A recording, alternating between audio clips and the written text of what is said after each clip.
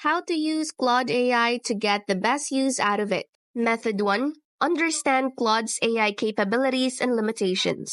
Claude excels at natural language processing, generating creative text formats, summarizing information, answering questions, and assisting with coding, analysis, and automation. Claude can handle very long inputs. For example, up to 200,000 tokens in Claude's projects feature, equivalent to a 500-page book. Claude operates within ethical guidelines, aiming to provide responsible AI practices. While powerful, Claude is still an AI. It can sometimes hallucinate or provide inaccurate information. Always verify critical information. Method 2. Be clear and specific. State your objectives clearly. Instead of help me with my website, try analyze my website's traffic stats, loading speed, and provide insights on areas for improvement. Include relevant information about your industry, audience, challenges, and goals.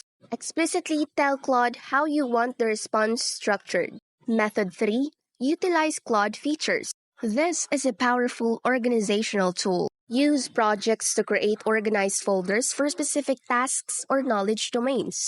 Upload relevant documents to your project knowledge base. Claude can then use this specific information to inform its responses, acting as an expert assistant with your custom guidelines.